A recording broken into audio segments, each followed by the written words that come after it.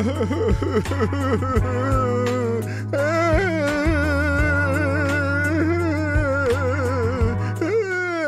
been crying already because they indicted Trump. Oh, bullshit. I don't care. Look, guess what we're gonna talk about today? I care, but I don't care. It's some political BS going on, and there's a whole lot of stuff going on, but I thought I did that for the just for the knuckleheads who don't know me, and because of some stupid crap some people are saying. There's a whole lot of stupid out there, and we'll get to that and a whole lot more during the show. Johnny, play the intro.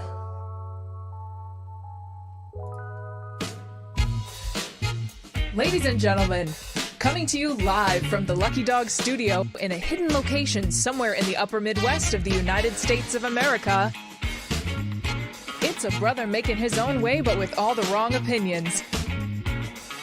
Welcome to the Morning Night Live with your host, the one and only P-Dog Knight.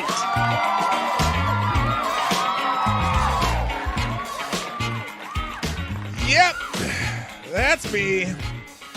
I gotta pop out the chat so I can see it. Good morning, everybody. Happy Funky Friday on the Morning Night Live with your host, me, Marty, also known as P-Dog Knight on the internet. And welcome back to the P-Dog Knight channel where where we're going to talk about the former president of the United States and the Alvin Bragg and all the other people. And I'm sure Mike is just jerking off. He's so happy. There you are, Mike. I see you. And the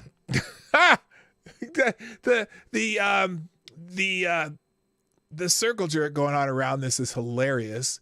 And also some stupid things that people are saying, like as if, like some people are already said, hey, he's guilty, lock him up. I guess they're pulling the Hillary Clinton thing, lock her up. Well, that's what they're so excited because no one is above the law except for obviously Hillary Clinton and the Biden family and anyone on Epstein's black book and, a whole bunch of people who are not above the law, but that's okay. Trump's indicted. And I'm sure that there's a whole bunch of people excited. They are so happy right now. They don't know what to do with themselves. It's almost like it's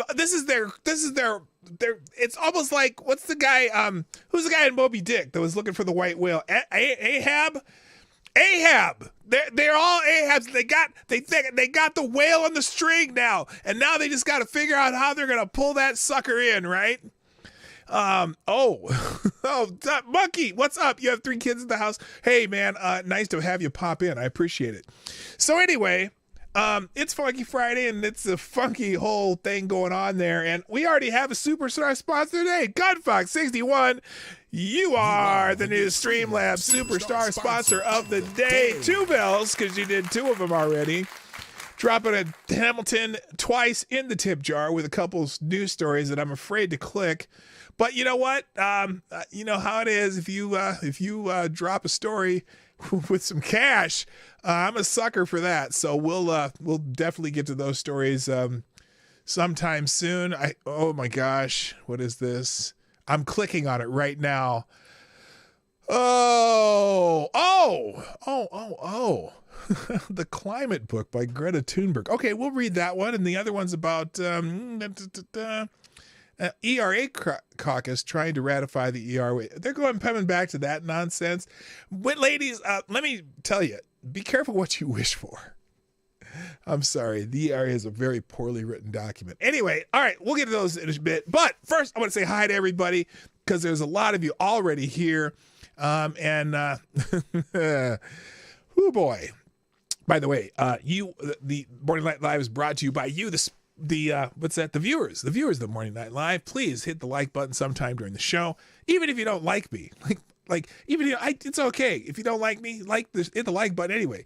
because then you get to see more of me, and then you get to bitch about me whenever you want to.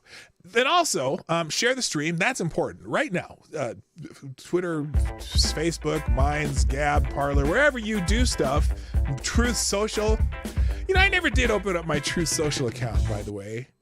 I don't know. Anyway, please share the stream. The more the merrier. And if you want to sponsor the show like Gunfoxes did again, Gunfox81 did another one. Dropped another one. Another Hamilton in the tip jar. Very greatly appreciated, sir. And these are all articles, so he didn't make a message, but he did the articles. So I'll read the articles. You're going to drop some money in the tip jar. I will read the damn articles. What was I saying? I don't even remember. I was going to say hi to everybody. So anyway, first in the chat over on Rumble would be Mr. Avocados Diablo gets the bell. That's Avocados Diablo's new theme song. Also, good morning to, I do have my cup of Reparations coffee. I got it in the Papa Bear cup. I got when I was in Breckenridge. When we went up there one time with my son and his, now fiance. They're getting married in June. Her sister. We went up there and hung out in Breckenridge one time, and I got a Papa Bear cup because I like the cup. It's a big ass cup. It holds a lot of coffee, and it's very, very delicious. Okay. Also, good morning, Septus Wolf, Jimmy Das Hotep from Hotep Nation. Mike Savage, Blarg, Sully 209, and Next Gen Troll. Nice to have you all over on the Rumble side. If you're watching Rumble, put something in the chat or just put something in the comment section so that I know you dropped in. I get hundreds of people come through here watching the show on Rumble for somehow, but you never put a comment in the comment section. I would just say hi, do something. All right, then let's see. Did I get my $5 million from San Francisco? No, not yet. Not yet. So anyway, on the YouTube side of the ledger, Mr. Avocados Diablo gets the bell on that one too, because you're on both. You're everywhere at once. That's just because how you are. Good morning, also Rotten Corpse, Gunfox61, the administrator of our Discord server for the P-Dog Night channel. Good morning, also Gulf City DCC. AKA Blink 182. Good morning, Tyler F. Dr. Funkenstein's Ghost, Mike Savage, Blarg, my favorite Canadian Jaeger pony, GDSOBs in the house, Trippy Liberty. I said Tex AG. No, I didn't. Tex AG 007. Let's see. Did I say Ranting Monkey is here, but had to go because he's got some kitties over at the house. The grandkids are over. I understand, Monkey. I completely understand. My grandbaby is over here. There is nothing else happening in this planet. Oh, by the way, I don't know if I told you guys this. Baby Lily took her first steps. She took her first steps. They got it on video of her walking from mom to dad one time. She made about 4 or 5 steps, and now she's been kind of practicing, and she's getting better and better at it. So good luck to my lovely daughter and my outstanding son-in-law.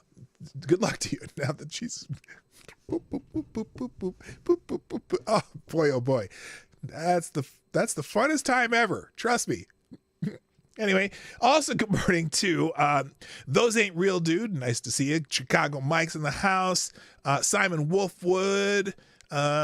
Mike's here. Mike, by the way, as always, I am glad you're here. I like it when you show up, and you can talk shit all you want. I don't care. It's how the show works.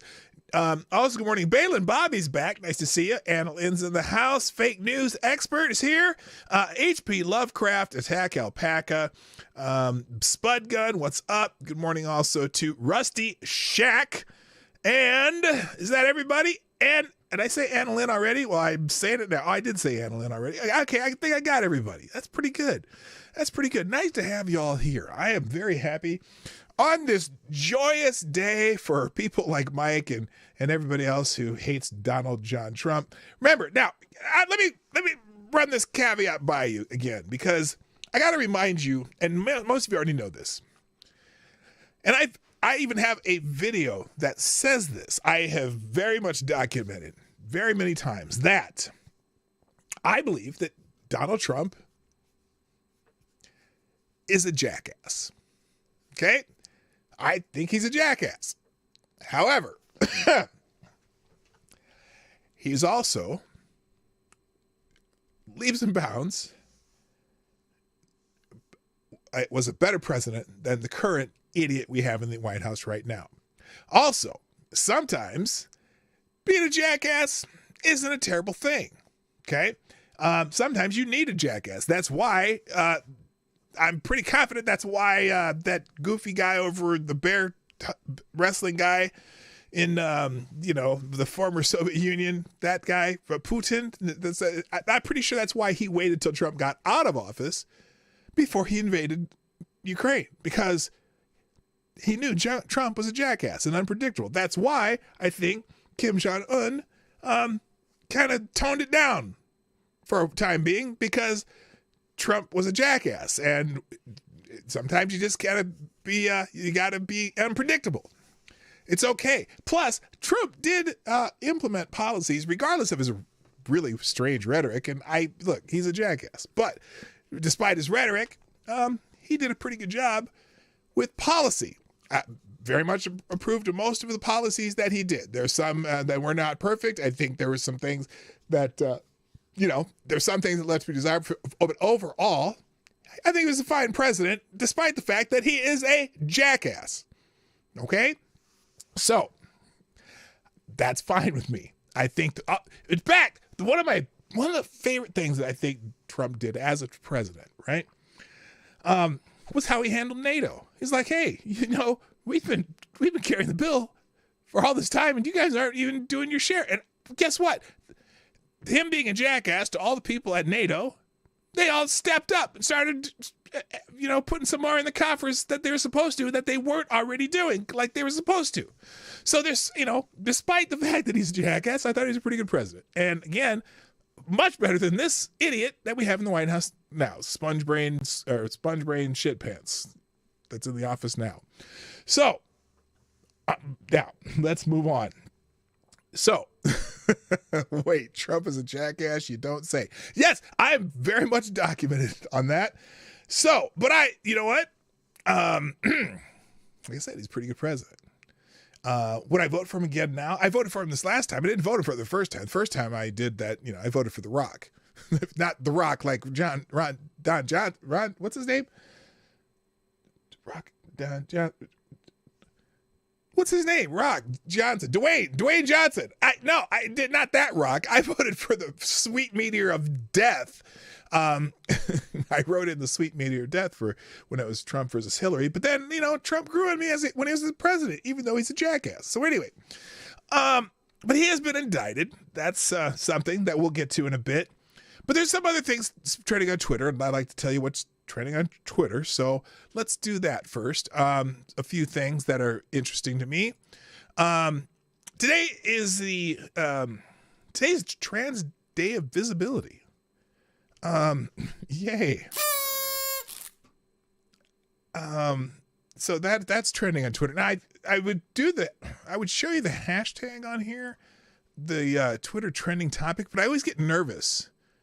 Especially on topics like that, because, well, I suppose it's not like gay pride where they start putting really weird shit on the thing. But it is Trans Day. Oh, wait, no, I'm sorry. I got to come back to this. I'm going to get Gunfox, drop some Hamilton in the tip jar. Let me do the Gunfox articles first. Then we'll get to trending topics. Then we'll get to Trump indictment. So, first, the Gunfox dropped here from the, what's this from? From the Street. Oh shoot, there we go. Elon Musk sounds the alarm about the dollar. Why is this not scrolling? What the fuck's going on here? Let me refresh this, see if it'll scroll. Is it my computer? Uh-oh. Something's wrong here. Let me fix this real quick. Or is it just that particular website that's not scrolling? No, this is scrolling fine. Why is that one not scrolling? That's weird. Okay, anyway, this is something that we should be really concerned about, and I know Elon Musk is talking about it, but I think there needs to be more people talking about it, because there's this coalition building between China, Russia, and Saudi Arabia, and I know that a lot of some of the so my news broke Marty's computer. No, it didn't break my computer. There's talk about starting to do trade oil in rubles. which is happening between China and Russia. And I don't know if Saudi Arabia is getting on that bandwagon. But part of the reason our dollar has stayed strong is because mostly oil was traded in American dollars. And it's an interesting phenomenon. So anyway, Elon Musk has become something of a watchdog over the actions of the U.S. government and international stage. The billionaire gained influence in geopolitics by providing Starlink in Ukraine in the war with Russia. Starlink is an independent satellite internet service developed by Musk's rocket company SpaceX. The service allows the Ukrainian armed forces to maintain secure communications on the front lines and Ukrainian civilians to stay in touch with the world. Now, it's interesting because there was a big hubbub recently about him maybe saying, hey, Ukraine, maybe you should start paying for this. Maybe I should stop providing it free because the United States is giving you hundreds of billions of dollars. But anyway, the invaluable assistance to a country struggling for its independence has made the CEO of Tesla one of those powerful voices in the world on pressing issues facing the planet. In recent weeks, the tech mogul has turned into a real headache for the Biden administration, which has reiterated support for Ukraine in the war against Russia. The conflict, which has entered its second year, still has no end in sight. Musk advocates a peace solution, which I don't understand why that's so controversial. That involves making concessions to Russia. That's the controversial part, because Joe has his, he has his investments there. Come on, man. So Musk advocates for a peaceful solution around, which Ukraine and its allies categorically refuse. They refuse to make concessions. So now, is the dollar losing its reserve currency status? Washington and its European allies have thus tightened the sanctions against Russia. But the absence of an exit strategy from the Russia war has launched a debate about this American support for Ukraine via NATO. Critics blame the Biden administration for its tough line on the Kremlin. The debate is fueled by Musk and his friends, who believe the absence of a peaceful solution to end the Russia-Ukraine war has dealt a huge blow to American diplomacy and to the United States' place in the world. They say that evidence of this is the rapprochement between China and Russia, two of the main enemies of the United States. Now, here's my problem.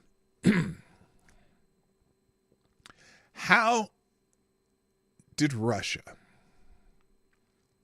become an enemy of the United States? Now, you got to remember, during the Obama administration,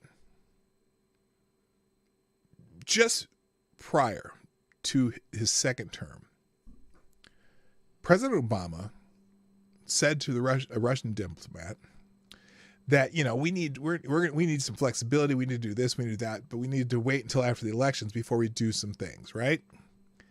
And also during the Obama administration, that's when Russia annexed Crimea. Now, that really did not look good for the Obama administration. So then we get into the election between Donald Trump and Hillary Clinton, right? And all of a sudden, the Obama administration, which was trying to, you remember the reset, that Hillary Clinton, the reset button, which was the stupidest thing I've ever seen. They put that like that Office Depot button, and they put it a reset. They were going to have a reset with relations with Russia, and we were going to have great relations with Russia, right? So then we get to the election between Donald Trump and Hillary Clinton, and Hillary Clinton loses. And all of a sudden, all these Democrats decided at the same time that they were all going to say that, there was that Donald Trump was colluding with the Russians. He was trying to have the Russians interfered in our election. And so this absolute shift in our desire to be friendly with the Russians, and now the Russians become our enemy because Hillary Clinton used the Russians to fake some propaganda that was facilitated by a former British spy, and they colluded to come up with this cockamamie story that the Russians influenced the election, that the Trump the Trump campaign colluded with the Russians to steal the election from Hillary Clinton. Now that's their scenario. I'm not saying it happened to YouTube. Again, I'm not denying any elections. But from that point on, suddenly Russia became one of our biggest enemies, and they were always talking about Russia, and demonizing Russia, right? And claiming that Donald Trump was, Putin's bitch. Donald Trump was a Putin puppet. Donald Trump cared more about Russia than the United States. Right? Now, and because the media went along with it, since half the country is, went along with it, even some of the Republicans kind of half-heartedly like, what? Well, the Russians are bad. The Russians are bad, because we've always thought the Russians are bad, because the Soviets and Russians, they were always kind of our enemy. We were always wary of them. There's this big stigma of everything Russian, right? And then, and for 4 years, relentless, Russia.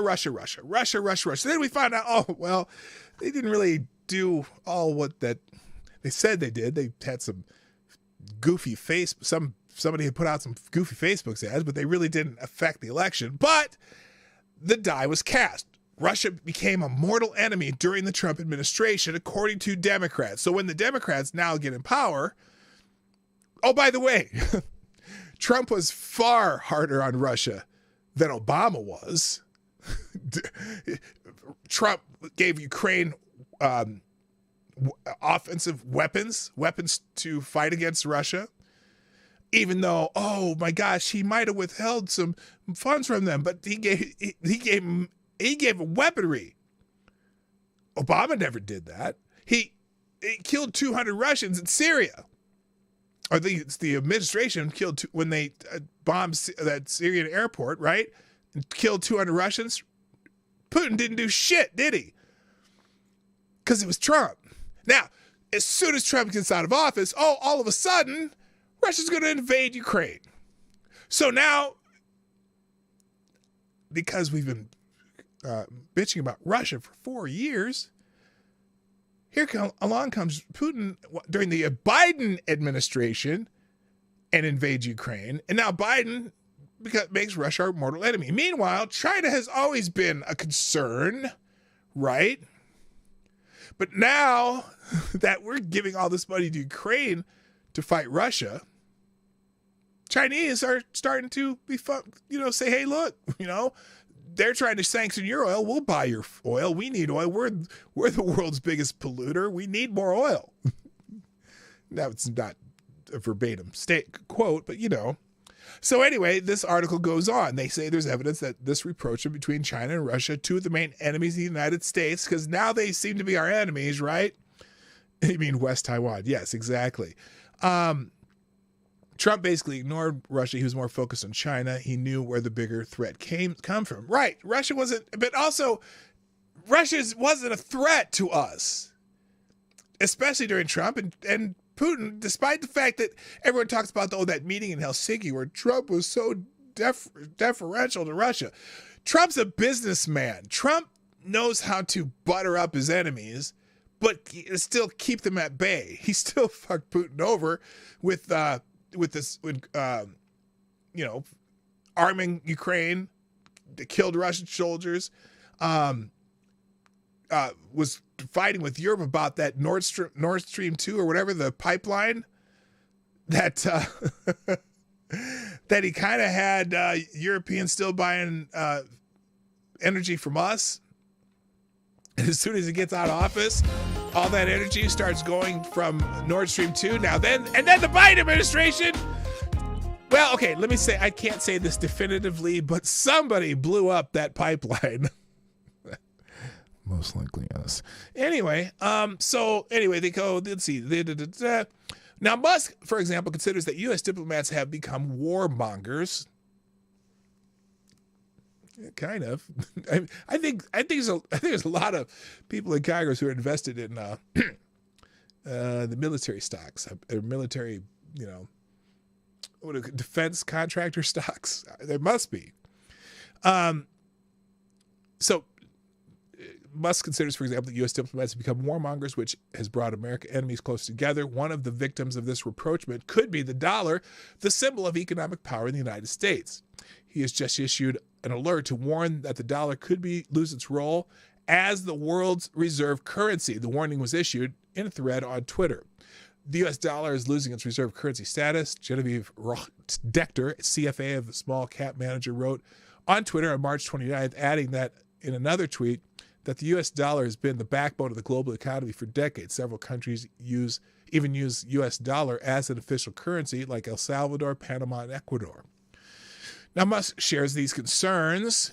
Oh, wait, it's kind of working. I don't know what the hell's going on here. Serious issue. The billionaire warned U.S. policy has been too heavy-handed, making countries want to ditch the dollar. And in addition to foreign policy, Musk attributes the weakening of the dollar to the federal government's fiscal policy. Combined with excess government spending, which forces other countries to absorb a significant part of our inflation. And then also Russia and Saudi Arabia. The dollar is considered the reserve currency of central banks. This means that various national central banks, which hold reserves in foreign currencies, do so mainly in U.S. dollars. This allows the United States not to have to hold foreign exchange reserves in currencies of other countries, and especially helps to finance the deficit of its balance of payments. This status of the dollar dates back to the end of the Second World War and symbolizes the power of the U.S. on the global stage. Now, central banks around the world hold approximately 60% of their foreign exchange reserves in U.S. dollars. Nearly half of the international trade, loans on global and debt securities are transacted in dollars, but the sanctions imposed on Russia as a result of the war with Ukraine have helped to encourage efforts to de-dollarize global trade, some experts say. Russia is looking at the yuan to replace the dollar, and Saudi Arabia may follow, Fox News has reported. Now, here's the only problem with that particular line of thought. The United States is still, by far, the largest consumer economy in the world. And so the only problem I have with this line of thought that Elon Musk has is our strength is still in our the fact that we're the world's consumers. We buy shit from everybody.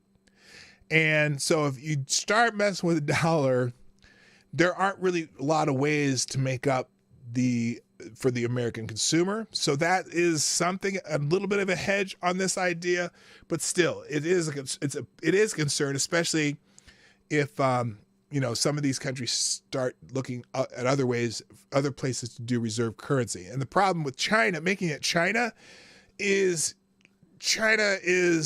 maybe big because so many people, they still have major issues as far as what they do with they build entire cities just to keep people working, and then the cities are just there and they crumble because they're useless.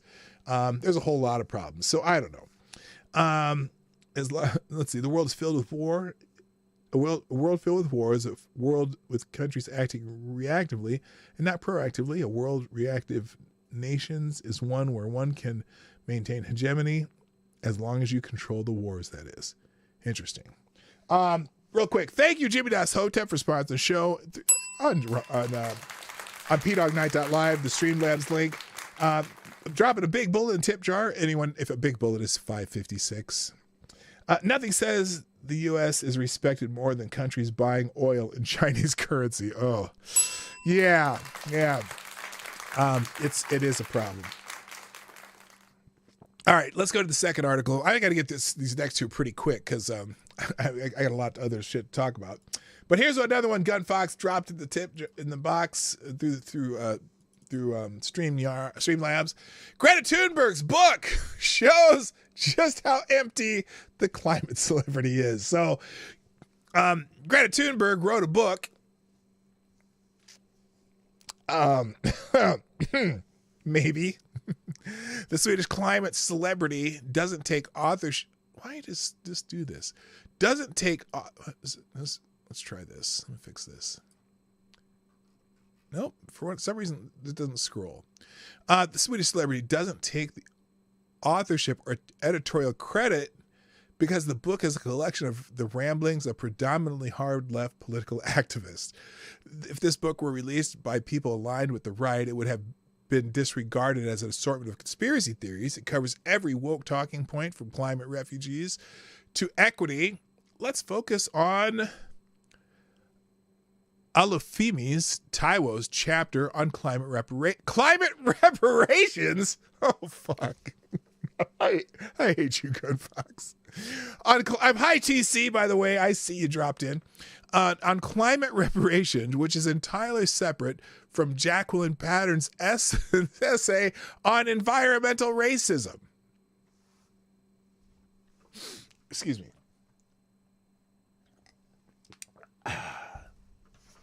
Lord, give me strength. Taiwo opens, quote, "The climate crisis is the culmination of centuries of racial injustice." The premise is clearly flawed from the get-go. If there's a climate crisis, it is a global issue and primarily one being led by China. China is asshole. China emits double the CO2 emissions of the United States. I did not know that. The current global superpower combined the emissions of most European emits, and the number still wouldn't exceed China's contribution to pollution. So if Taiwo is attempting to claim that climate crisis is one of racial injustice, surely it is the Chinese race that he is taking issue with.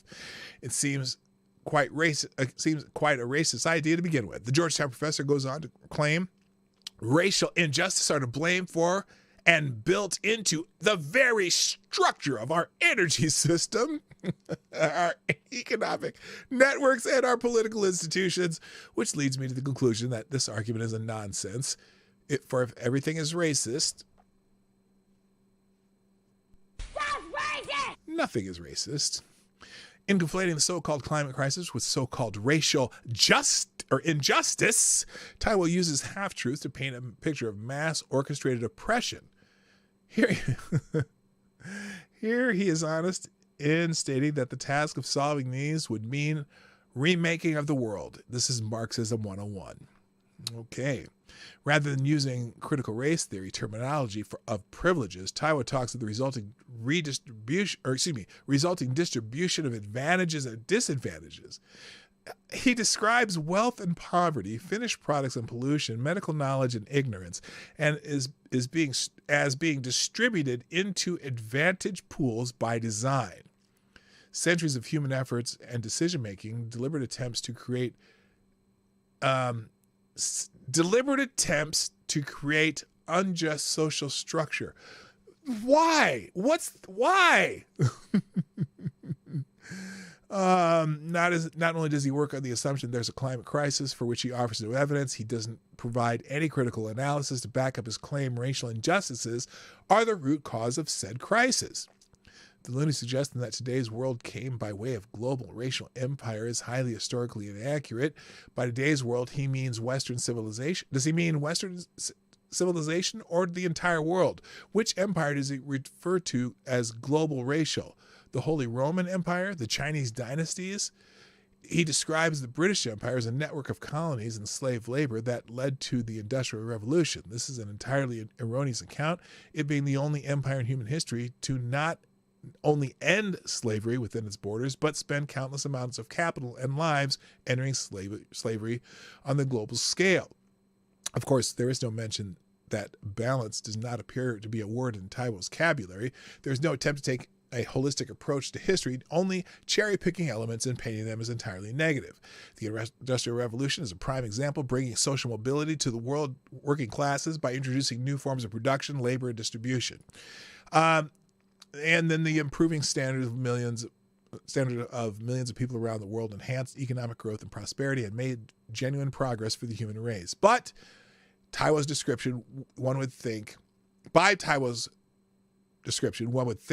it was a regressive regimen of oppression and misery, and the global north, quote unquote, reaping all the advantages, whilst Black and indigenous people of the global south saw nothing but disadvantage, poverty and pollution. Holy shit, this goes long. So Taiwan's revisionist and selective approach to history leaves not a lot to be desired. His proposed solutions are even worse. Talk of an energy democracy sounds more like communism to the informed reader. He quotes the Black Panthers and calls for a black radical agitation approach to reparations, giving cold hard cash to people deprived of the aqueducts of history, which leads to the obvious question: who pays whom? Greta Thunberg has become a cult in the climate conversation, but as I found out in person when I spent 20 minutes talking to her in Davos, she has very little to contribute. One can only assume expert friends tend to provide talking points, if not a script for her speaking engagements. Oh, duh! Have you ever seen her try to answer questions in a press conference? She has no idea what to say. And it's troubling because so many people around the world look to Greta for direction, but it seems she's just as lost as the rest. Instead of fear-mongering about an imaginary man-made crisis and advocating for the skipping of school, Greta would do well to remind young people of the importance of education. Okay, so that's that one. And then the last one is coalition of multiracial congressmen launch ERA caucus to ratify the 28th Amendment. Well, there is no 28th Amendment. To ratify a 28th Amendment. So if you know of the 70s, there was a amendment proposed to the Constitution called the ERA, the Equal Rights Amendment. So they're trying to revive that. It did not pass. In an effort to address pay gaps, you cannot address pay gaps by an amendment to the Constitution. That's stupid. By the way, good morning, Selecta Boy. Yeah, boy. In an effort to address pay gaps, abortion access, and LGBTQ rights, a multiracial caucus of Congresswomen in Washington, D.C. has announced plans to ratify the Equal Rights Amendment as the 28th Amendment to the U.S. Constitution. The Congressional Caucus for the ERA, which would guarantee that equality of rights under the law shall not be denied or abridged by the United States or by any state on account of sex. Uh-oh. We might have some trouble here. Was launched Tuesday by co-chairs and Democratic founder reps Ayanna Pressley of Massachusetts and Cori Bush of Missouri. It is time that Congress centers on people who stand to benefit the most from gender equality we're talking about, but you said on account of sex, not gender. Oh, excuse me. I'm sorry. Including, wait a minute. It's time for Congress. It's time that Congress centers the people who stand to benefit the most from gender equality we're talking about, including black and brown women, the LGBTQ plus community, people seeking abortion care, and other marginalized groups. Bush told reporters outside the U.S. Capitol on Tuesday. We're here because, oh my God. We're here because, she says because twice. We're here because from the start, people like me and many of my constituents were intentionally written out of our nation's founding document, Bush added. The absence of foundational equality allows discrimination and persist and injustice to fester. Okay, wait. Who is this person again? What's her name? Cori Bush, right? Cori Bush. Did she just say this absent foundational equality allows discrimination? Isn't she a congresswoman? Is she in Congress? Help me out. Hello, Donkey Punch Bandage. What's up? Representatives Jennifer McClellan, Democrat from Virginia, Judy Chu, Democrat of California, Sidney Kamlager, I don't know if I said that right, Democrat from California, and Summer Lee, Democrat of Pennsylvania, who also will serve as vice chairs on the caucus.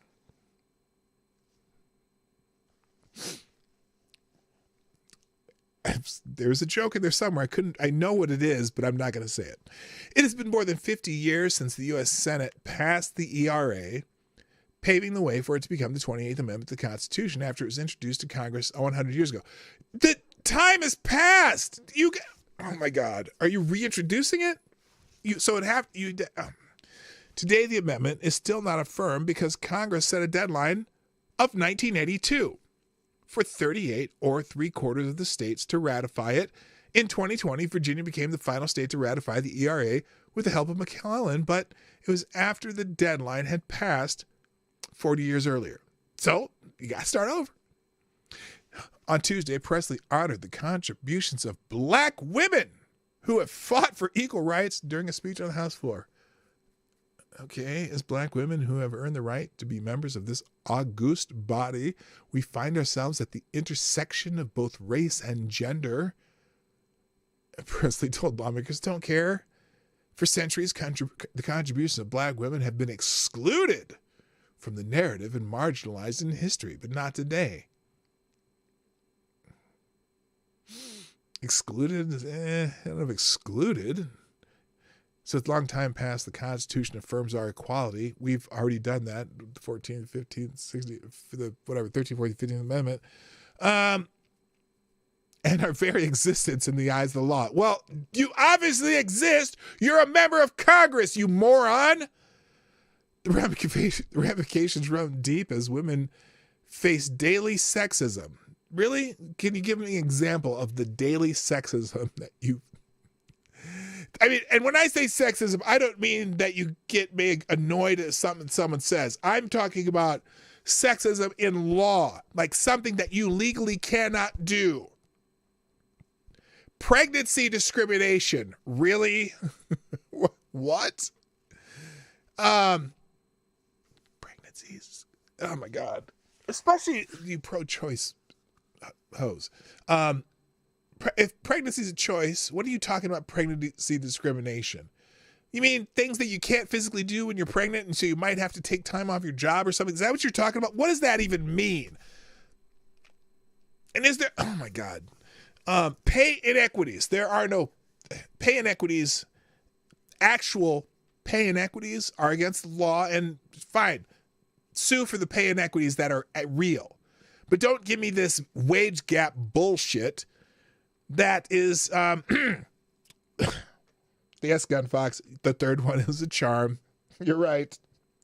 Don't give me this wage gap bullshit that you're averaging salaries of entire groups to other groups that may not be doing the same damn job or working the same hours or having the same production or selling the same amount of shit. Okay? The wage gap's a myth, at least the way you see it. You see it, 77 cents on the dollar. We make 70 cents. Earn. 7 cents on the dollar. Because people make different choices. There is a wage gap between me and Elon Musk. Is it because I'm a black man and he's a white man? Wait, actually, I don't know if I might actually make more than Elon Musk because he only takes like a $50,000 salary a year. So I never mind. There's a wage gap between me and the CEO of Pfizer, okay? Is that because he's a white man? Is that wage gap between me and the CEO of Pfizer because he's a white man and I'm a black man in America? No. Sexual violence and persistent legislated attacks on our bodily autonomy. You have bodily autonomy. Keep them knees together. Anyway, I shouldn't have said that because that's just wrong. That's just wrong. Anyway, thank you, Gun Fox, for enlightening my day. All right, so I'm so far beyond where I'm supposed to be right now. So I things that are happening. It's Trans Day of Visibility. It's funny because your Day of Visibility is seems to be a day that when do they ever shut the fuck up? I can't go 10 minutes with either talking about something, something trans, and because well, of course you guys think that well, okay. I'm still yes, Gun Fox, you got me. So anyway, proud Human Rights Campaign. Trans women are women. They are trans women who are males. Trans men are men They are trans men who are females. Non-binary people are non-binary. That's a myth. There's no such thing as non-binary, at least from a sex standpoint. They're either male or female. No matter how you identify, well, how you identify doesn't mean anything. What you are is important. You are affirmed and valid. Well, I have no desire or requirement to affirm anything, and I don't have any reason to. Okay? I'll do what I want. I'll speak the language as I know how it's used in the dialect that I use, and you can shut the fuck up. Aaron Reed, this is a trans woman. Today, marches will happen on Trans Day of Visibility. Is this also the, no, today's not the, what they're going to have, Trans Day of Vengeance. Is that today or is that tomorrow? That might be tomorrow. Today, marches will happen worldwide for Trans Day of Visibility. We demand liberation. No more outlawing our medical care. Nobody's outlawing your medical care, dumbass. But they are outlawing lobotomies for children. Oh, wait, I mean trans denying medical destruction of child's bodies until they can make actual decisions on their own, which I think it should be 25 because your brain isn't fully developed till you're 25. But some states are saying, hey, we're not going to do lobotomies anymore. Oh, I say lobotomies? Yeah, that's what it's going to be compared to in probably 10 years. Because they're already doing it. They're already stopping doing it in other countries that have been doing it longer and have more experts and have more studies. They have more data and more research than we've done in the United States, because the activist lobby here doesn't really want the research to be done, the actual research. Oh, you have a few studies that have a few subjects, but even the World Professional Association of Transgender Health say that there's not enough data for the studies in the United States. So maybe you should look to Sweden. Maybe you should look to Finland. Maybe you should look to the UK, who have been doing this for a lot longer and have figured out that, oh, wait, we probably shouldn't start this on kids before they've gone through puberty. The whole puberty blocking thing that actually destroys their body, that stops their growth, that stops their muscle development, that causes girls to have osteoporosis by the time they're in their 20s. Yeah, maybe not such a great idea. Oh, or that stops boys in developing and growing. And then you come up with Jazz Jennings, who figure out, I really don't want to do this dilation thing anymore. It just hurts and I can't stand doing it. Yeah, maybe, just maybe, wait till they're adults. Now, the rest of you, if you want to do that stuff, it's like people who wear those giant gauges in their ears. Yeah, I suppose if you want to do that, you look like an idiot, but knock yourself out. Don't care. You're an adult. You make choices. And I'm just going to look at you and go, I'll just do that. But as far as liberation, what the fuck are you talking about? Is there anything that you can't do? Now, look, someone might not hire you because you look weird. Some people, and if that's their prerogative. But most people are just going to walk by you and not care, and you can live your life, do whatever you want. You're liberated. You're free to do the same shit anyone else is in the United States. Go to a state park, shop at Walmart, go to the dollar store, ride your bike on the path, go to work. You're free. You're free to do all of that shit. But I don't have to affirm you. I don't have to do anything. I don't have to validate your delusions. And if I accidentally or on purpose or if I use the language the way I do it and I so-called misgender you, well, there's no such thing as misgendering you, because it's me talking to somebody else. And if the person that I'm talking to understands, I don't really care what you think. So there you go. Trans Day of Visibility. Congratulations. You've got yourself a day. Now, some people are kind of upset that they're even making a big deal of this. This Carmine Sabia, there were 3 children, 3 adults slaughtered by one of yours this week. Forgive me if I do not care about your Trans Day of Visibility. I think you have been more than visible for a long time. Yeah, I can't. You're plenty visible. I don't know why you need a day of visibility. Now, some people's like, oh, yeah, these people feel very scared and they're hide, whatever. Yeah, I don't know when people hide. So this is, let's see. Happy Trans Day. I don't know what this is. Let's remember the women and children brutally killed by the men with a pathological sense of entitlement. This thread details true trans criminals who are legally female despite committing violence against women. Content warning. I'll link this thread. I'm not going to open it just because I don't have time. But if you want to go through that,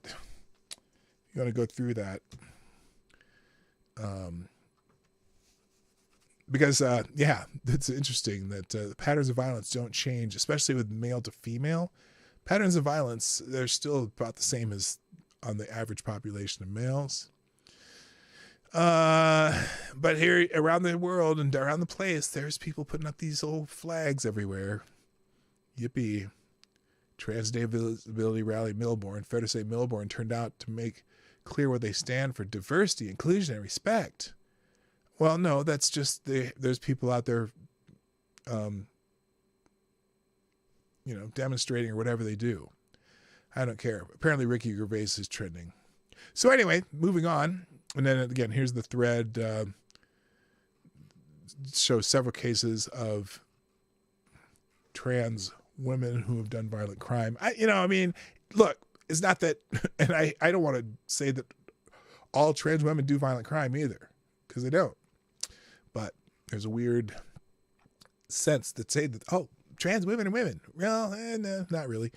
So anyway, Matt Taibbi's trending also because people are saying that Congress must subpoena documents on IRS's visit to the Twitter files journalist Matt Taibbi's home. So yeah, Matt Taibbi's home was raided by the IRS when he went to go testify for in Congress about the Twitter files. It just so happens that the FBI came and visited his home. I didn't say raided. They came and did a visit twice the week that he was going to testify in front of Congress. And remember, the FBI was anyway, Representative Jim Jordan, chairman of the Select Committee of the Weaponization of Federal Government, says he may subpoena documents about the IRS unexpected visit to journalist Matt Taibbi's home while he testified before Congress about his research on Twitter's past censorship. We may look to subpoena documents and any communications relative to this situation. We may want to talk with folks, Jordan said on Thursday on America Reports. Mr. Werfel, IRS Commissioner Dan Werfel, is a new guy here. I don't know why he doesn't come out and tell us what's going on and what's going on in your agency. Jordan noted the timing of the IRS visit to Taibbi's home is an obvious red flag. Yeah, the weaponization of government. It's funny. They're doing a hearing on the weaponization of government, and one of the people that they're going to have testify, the IRS, just happens to visit his home that day. Oh, what a coincidence. Yes, fucking clowns. All right, that's the trending. Trump indicted. Now that's what we're here to talk about today. And there's several hashtags that are related. Speaker of the House, I'll tell you why. Article 5, I'll tell you why in a minute. And Michael Cohen trending because, of course, he's part of the party, right? So anyway, boy, oh boy, are just the left and liberals and Democrats are all having a giant circle jerk. They're all just spewing all over the place and happy that Donald Trump has been indicted. Yes, Donald Trump faces more than 30 counts related to business fraud in an indictment from Manhattan grand jury. Sources say, well, wait a minute. This is supposed to be a sealed indictment. How do they know that it's 30 counts related to business fraud? Interesting. Interesting that this is CNN already has the story. And same thing in the AP. Trump indicted first ex-president charged. They love saying the first ex-president charged with the crime. Gee, you mean the Manhattan district attorney who campaigned on the fact that he was going to indict Donald Trump, indicted Donald Trump? Oh, shocker. Fucking clowns. Anyway, so, what's this? Oh, that's the other one. So anyway, Trump indicted, expected to surrender early next week. Donald Trump has been indicted by a Manhattan grand jury, a historic reckoning. A historic reckoning. Now, that does not sound like a non-biased article. Colleen Long, White House Law Enforcement and Legal Affairs. A historic reckoning. Like he had it coming to him, according to the writer of this article. That's bias. And this is the AP. After years of investigations into his personal, political, and business dealings and an abrupt jolt to his bid to retake the White House. Why? Although there's probably going to be more because they really want him out of the paint. The exact nature of the charges was unclear on Friday because the indictment remains under seal. But they stem from payments made during a 2016 presidential campaign to silence claims of an extramarital sexual encounter. Oh, you mean a non-disclosure agreement? Look, again, he's a jackass. He cheated on his wife. He's a jackass. I get it. Prosecutors say that they were working to coordinate Trump's surrender, which could happen early next week. They did not say whether they intend to seek prison times in the event of a conviction, a development that wouldn't prevent Trump from seeking and assuming the president. It's so funny because so many people are saying, well, yes, he can't run for president now. Sorry, not so fast. The indictment, the first against a former U.S. president, injects a local district attorney's office into the heart of a national presidential race and ushers in criminal proceedings in a city that the ex-president for decades called home. Arriving at a time of deep political divisions. Oh, this won't hurt. I bet this will heal the political divisions. The charges are likely to reinforce rather than reshape dueling perspectives of those who see accountability as long overdue and those who, like Trump, feel the Republican is being targeted for political purposes by a Democratic prosecutor. No way, that can't be. Trump, who has denied any wrongdoings and repeatedly assailed the investigation, called the indictment political persecution and predicted it would damage Democrats in 2024. In a statement confirming the charges, defense lawyers Susan Nichols, and Joseph Tacopina said Trump did not commit any crime. We will vigorously fight this political persecution in court. A spokesman for the Manhattan District Attorney's Office confirmed the indictment and said prosecutors had reached out to Trump's defense team to coordinate a surrender.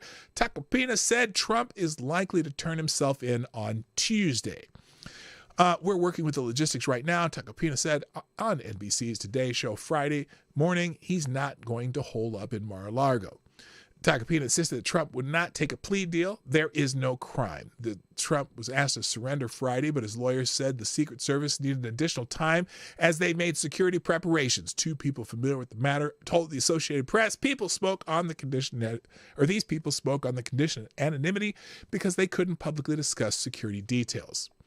District Attorney Alvin Bragg left his office Thursday evening without commenting. The case centers on a well-chronicled allegations for a period in 2016 when Trump's celebrity past collided with his political ambitions. Prosecutors for months scrutinized money paid to porn star actress, Stormy Daniels, and former Playboy model Karen McDougal, whom he feared would go public with claims that they had extramarital sexual encounters with him. And they took the money. The signing of the indictment appears to come as a surprise to Trump campaign officials following news reports that criminal charges were likely weeks away. The former president was at Mar-a-Lago, his Florida estate, on Thursday and filmed an interview with a conservative commentator earlier the day. For a man whose presidency was defined by one obliterated norm after another. Oh my gosh, that is true. That is true. The press just changed their whole mode of operation of being clandestinely Democratic shills to being outwardly Democratic shills. Then after another. The indictment sets yet another never-before-seen spectacle. Spectacle is exactly what this is.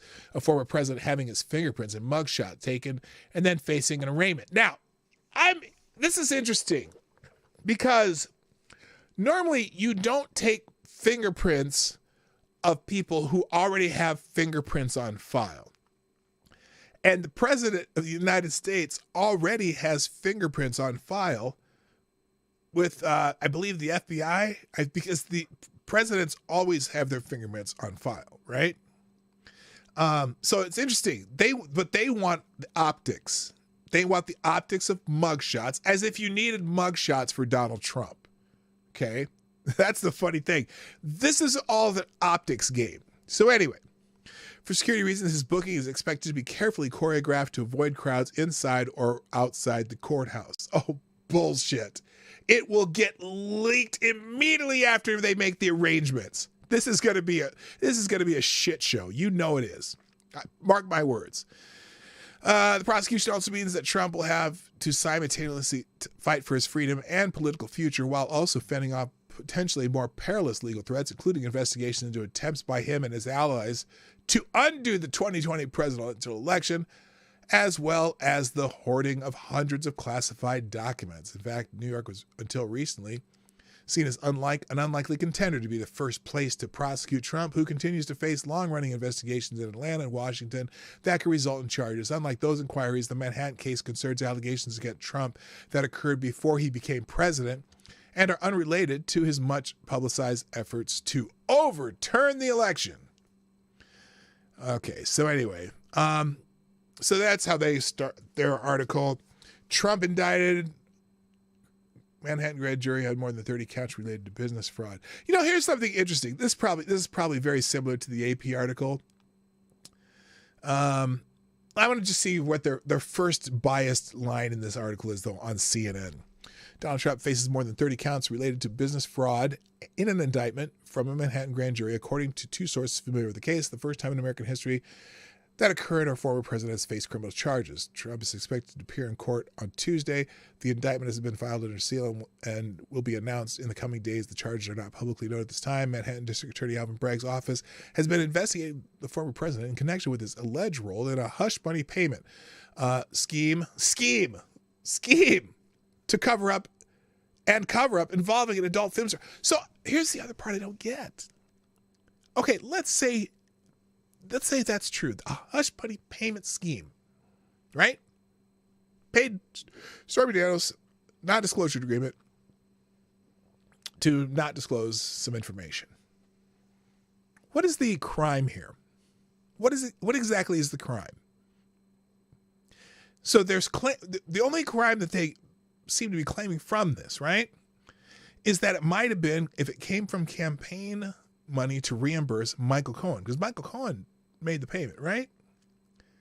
So that's an administrative fine from the FEC. Why is the Manhattan District Attorney's Office doing this? That would be a federal administrative crime, right? I don't even know if they call it a misdemeanor. They'd call it an administrative fine. Violation. It's not even, but somehow the district attorney's office is going to try to turn this whole thing into a felony. That's not even a felony on the federal level. There's going to be a point in this case where a judge or somebody's going to go, wait a minute, why is this in this court? This has nothing to do with local laws.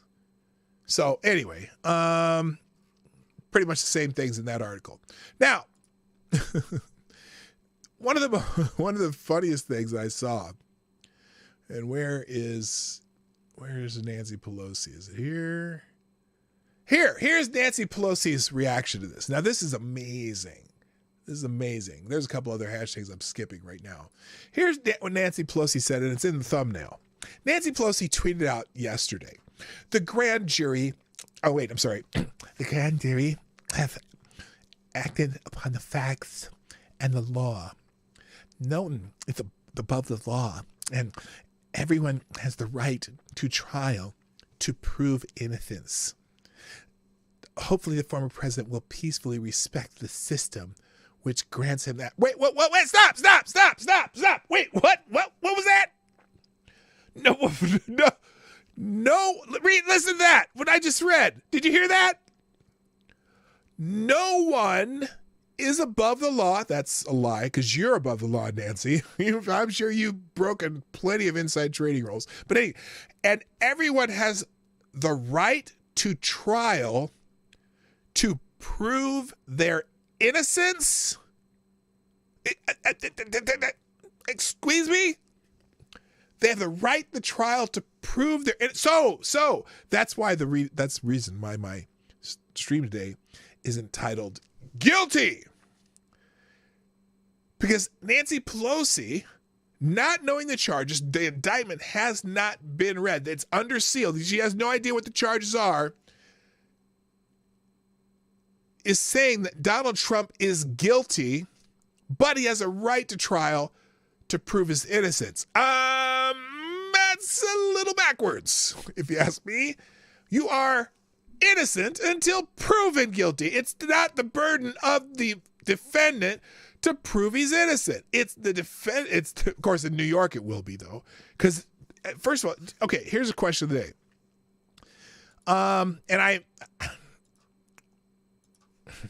Will there be a change of venue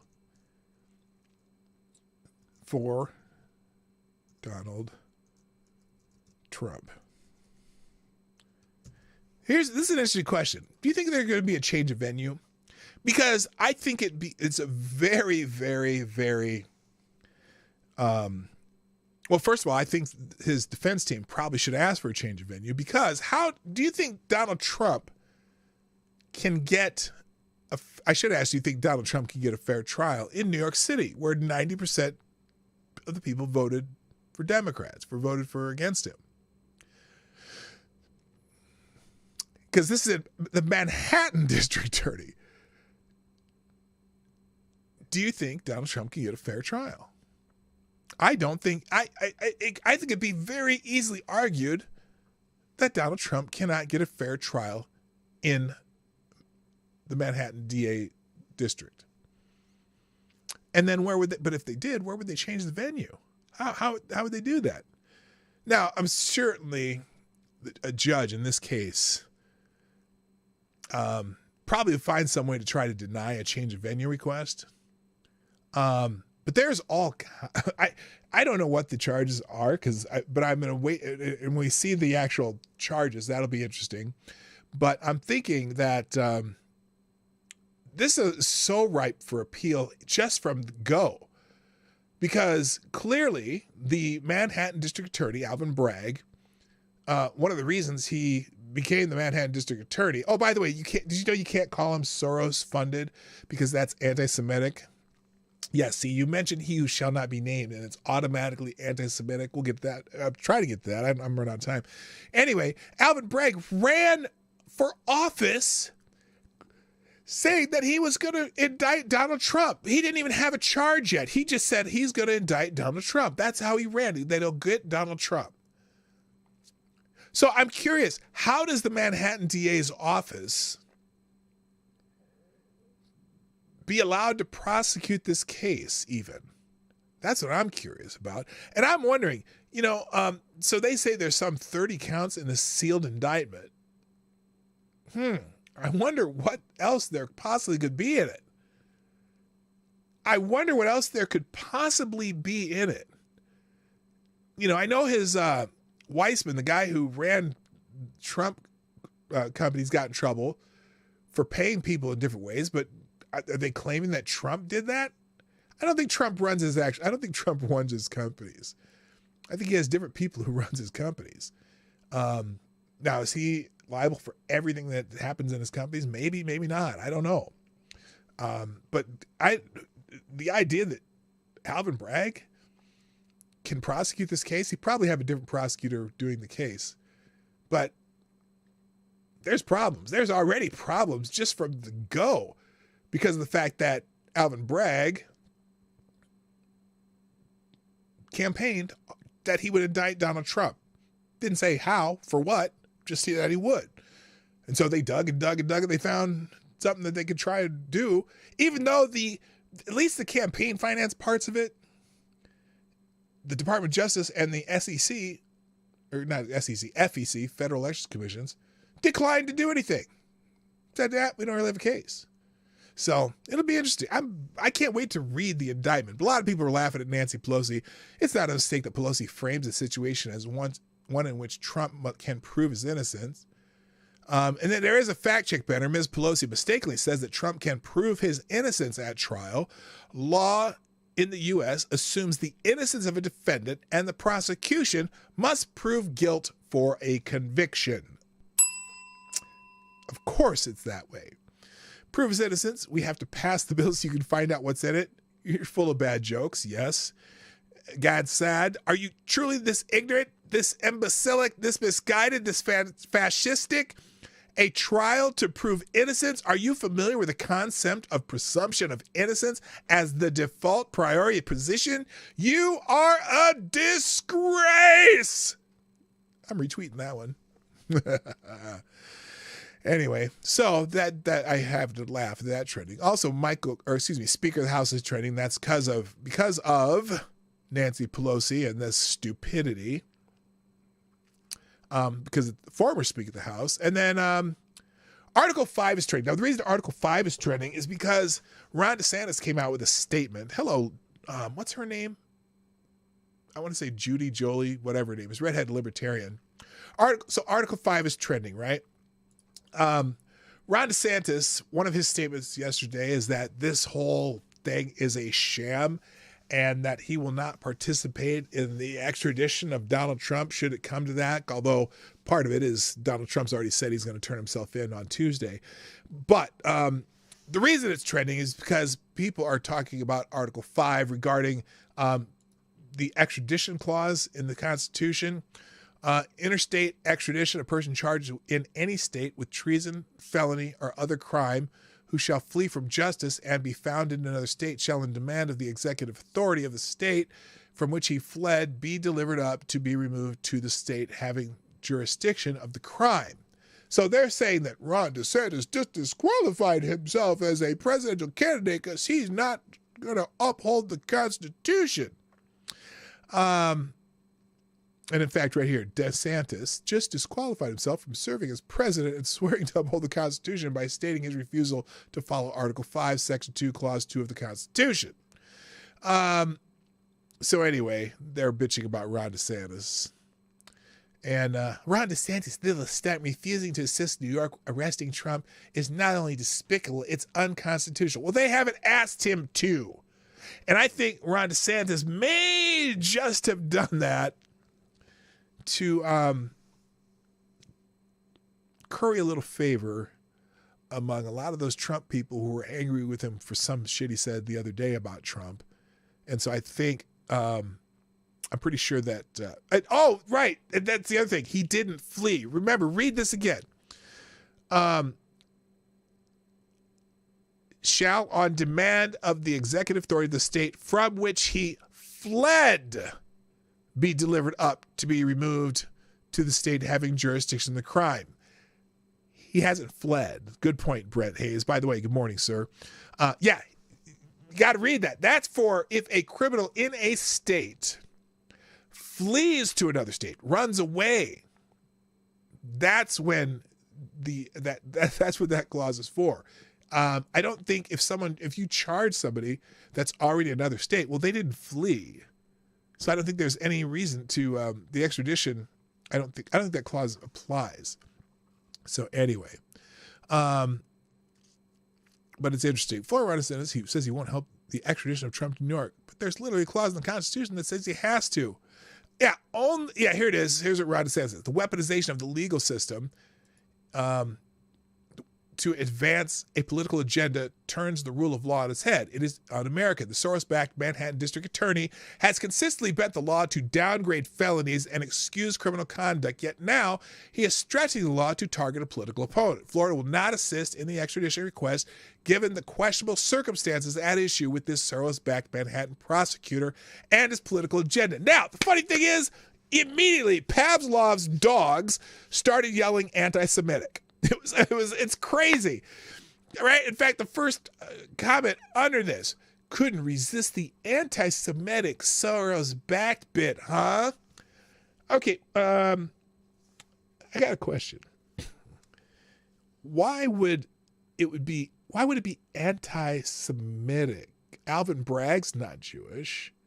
Now, granted, George Soros, an atheist, an ethnic Jew, is an ethnic Jew, right? But what does that have to do with him backing a bunch of district attorneys? That it has nothing to do with it. But that is the new Democrat talking point. Anytime you mention he who shall not be named, that if you mention he who shall not be named, you are anti-Semitic. It has nothing to do with this. Religion has nothing to do with the fact that George Soros, who himself wrote an editorial in the Wall Street Journal about why he's backing all these so-called, reform-minded district attorneys, candidates, whatever. He wrote an entire article in the Wall Street Journal. Now, what's hilarious about this now, I got to show you this because then we'll finish with this. So, what the hell is it? So here's one of the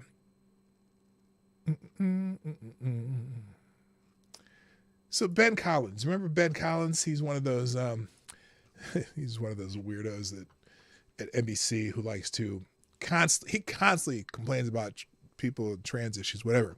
So he wrote this. He referenced this article. Donald Trump Jr. and Ron DeSantis have all claimed Alvin Bragg is Soros backed or aligned since the news of the indictment dropped. In reality, Soros has never met or spoken to Alvin Bragg, according to a CNBC story from last week. Now, what's hilarious about this, and then of course, Jennifer Rubin, Pavlov's dog herself, but all three are making a blatantly anti-Semitic remark. Sorry, no, it's not anti-Semitic to mention that George Soros backs these attorneys. And whether he's met or spoken to Alvin Bragg is irrelevant. Okay? A lot of you guys have donated money to my show, but you've never met or spoken to me. But you do support me, and I appreciate it immensely, especially since you haven't met me.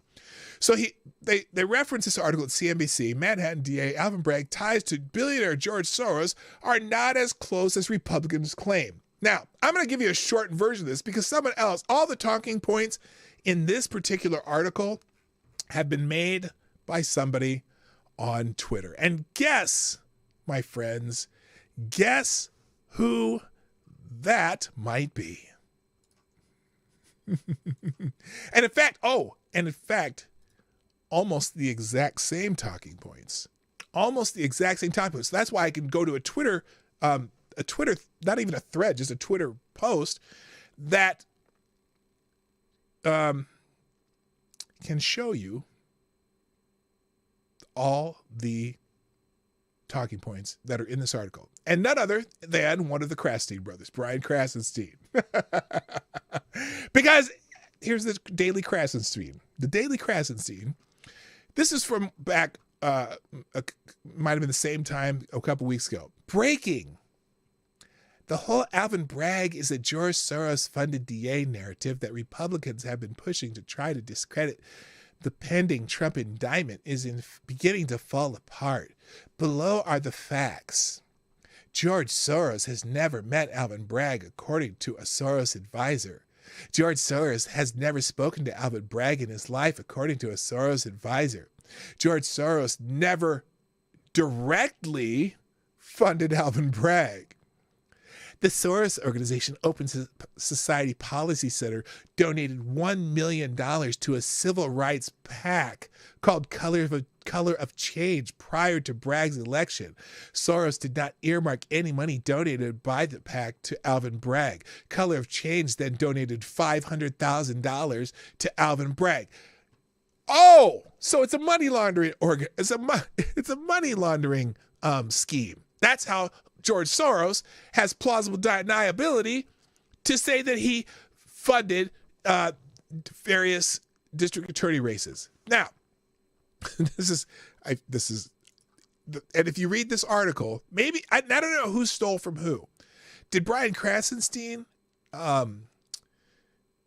did he plagiarize the CNBC article, or did the CNBC article plagiarize Brian Krasenstein, or are these just the Democrat talking points that are given by some, Democratic strategists, and it goes out to the media and all their little flunky Twitter bot fuckers? I've never even thought of using that phrase before. Bot fuckers. That'd be appropriate for the Krasenstein brothers, even though they're married. Anyway, I laugh because I'm like, holy shit, the same talking points as Krasenstein, right up to describing how he who shall not be named launders political donations and he has never met Alvin Bragg. It's either a failure of attribution or talking points from the same Democrat strategists. Now, also, Bragg is one of the reform-minded prosecutors who George Soros has talked about supporting in an editorial in the Wall Street Journal last year. Why I support reform prosecutors, like financially.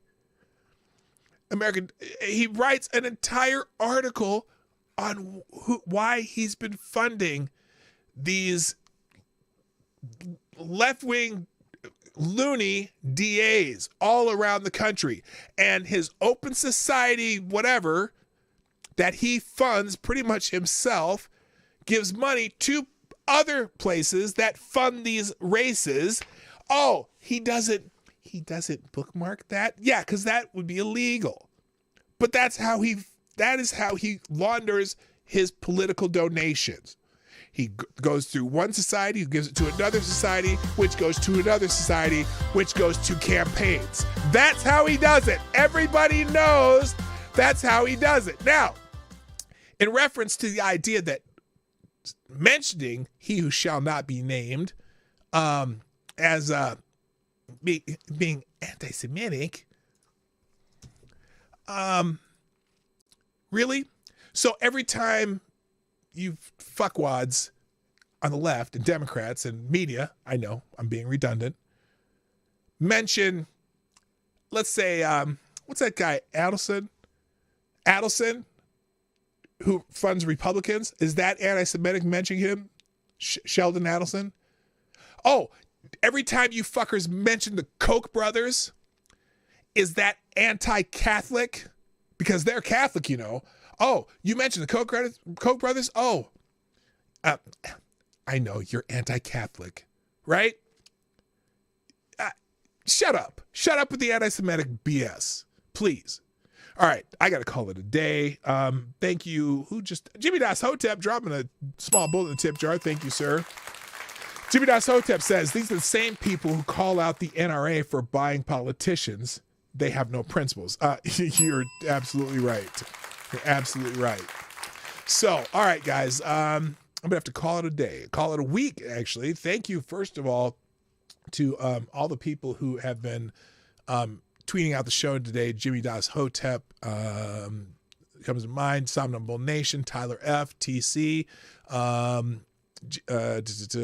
Who's this?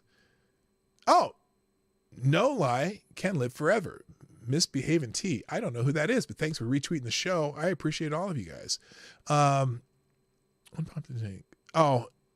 and I'll finish with this tweet from Walter Hudson. As far as the Trump indictment, because and this is Walter Hudson, who's this state senator from the state of Minnesota, who I really like. I think I like his takes on things. Multiple things, unpopular take. Multiple things can be true at once. Trump may have broken the law. It's possible. No one is above the law. No one is above the law. That's the NPC talking point right now. Full faith and credit requires state to abide by each other's laws. Uh-oh. There's going to be a problem with some of these states like Minnesota that make Minnesota a child trans refuge, when states around it have their own laws. It wouldn't be the first time the Supreme Court's knocked down a law on behalf of someone from another state trying to circumvent the laws of their own state here. And then this indictment is obviously politically motivated, and that's a problem. So again, multiple things can be true. Trump may have broken the law. No one is above the law. The full faith and credit requires states to abide by each other's laws. The indictment is obviously politically motivated, and that is a problem. No one is the hero here. So very well put, Mr. Hudson. All right, guys, it is time for me to go. I appreciate all of you who have joined me today and shared the stream and retweeted and liked and all that stuff. If you haven't hit like already, do it now before you forget. And then we'll have a wonderful day. Everyone, thanks to the sponsors today, Jimmy Das Hotep, Gunfox 61. Oh, wait, did you do this twice? Yeah, Jimmy Das Hotep and Gunfox 61. And I hope everyone has a wonderful weekend. I don't know what we're doing this weekend. What are we doing this weekend? I don't know. I don't know if we're going to do any day trips this weekend. I got to work on my taxes. Anyway, guys, thank you for joining us on the Morning Night Live. I hope you have a wonderful weekend. I got to go. My name's P Dog Knight, and I'm out of here. Bye-bye. Hey, this is P Dog Knight, and thank you for watching today on the P Dog Knight channel. If you have an observation or remark you'd like to make about this video or my channel, I absolutely welcome you to write it in the comment section down below. I really look forward to hearing from you. And before you go, if you like what you saw but you're not already subscribed, please make sure you hit the subscribe button and definitely click that bell that pops up afterwards so you'll be notified when I post new videos or when we go live. I broadcast my live show, The Morning Night Live, Monday through Friday at 10 o'clock Eastern, 9 o'clock Central.